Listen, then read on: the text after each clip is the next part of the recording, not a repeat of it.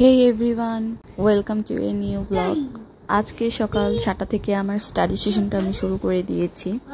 আজকে একদম টানা পড়াশোনা করব, যেহেতু রোজার মাস, সো কোনো কাজকর্ম নেই।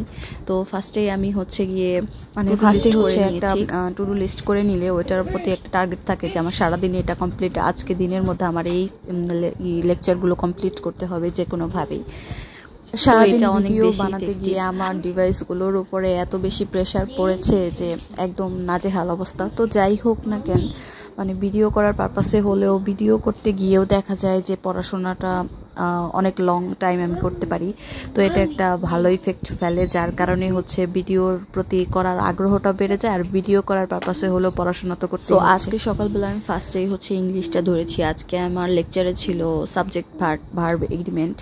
এখান থেকে প্রাইমারি শিক্ষক নিবন্ধনে কিন্তু 2 থেকে 3টা প্রশ্নের মতো আসে, আর বিসিএসেও এটা অনেক কমন পড়ে, এখান থেকে প্রশ্ন আসেই।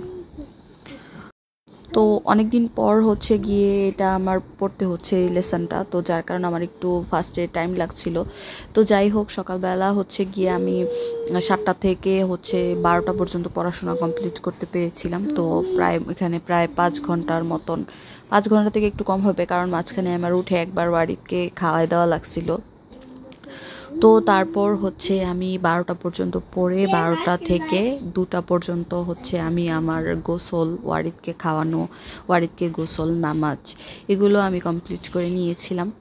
তারপরে আমি আবার আসি 2:30 থেকে 3:30 পর্যন্ত আমি আবার পড়াশোনা করি।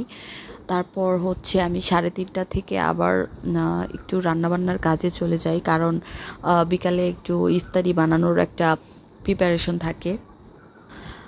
এরপর ইফতারি, মাগরিবের নামাজ, তারপরে একটু নামাজের পর আবার একটু রাতের জন্য রান্নাবান্না করতে হয়, একদম সেহরির জন্য আমি একসাথে রান্নাবান্না করে ফেলি।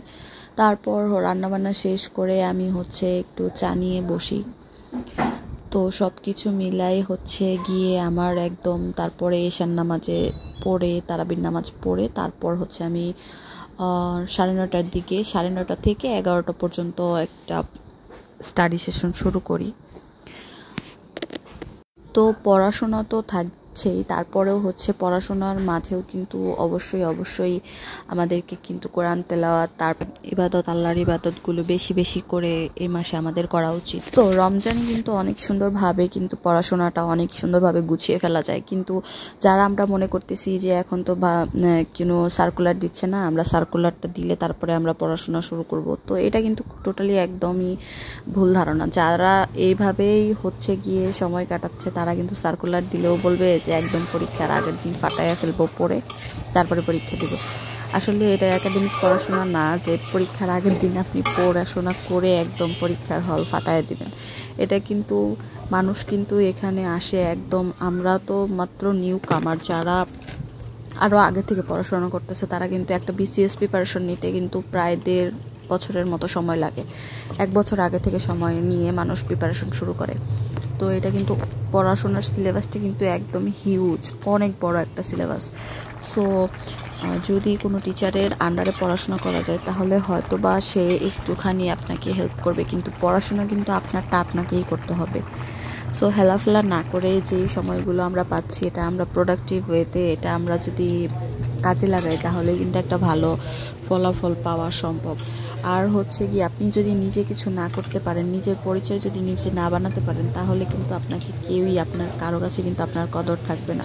আপনি কোনো জায়গায় যেয়ে কিন্তু আপনার কোনো সম্মান পাবেন না। যখন আপনি আপনার নিজের পরিচয় বানাতে পারবেন তখন কিন্তু আপনাকেই সবাই খুঁজবে, আপনার অনুপস্থিতিতে আপনাকে খুঁজবে, আপনার খবর নেবে। এটাই আমাদের সমাজ ব্যবস্থার একটা নিয়ম কি অবস্থা এরকমই হয়ে গেছে। আজকের মতো এই পর্যন্তই ছিল। থ্যাঙ্কস ফর ওয়াচিং এন্ড আসসালামু আলাইকুম এভরিওয়ান।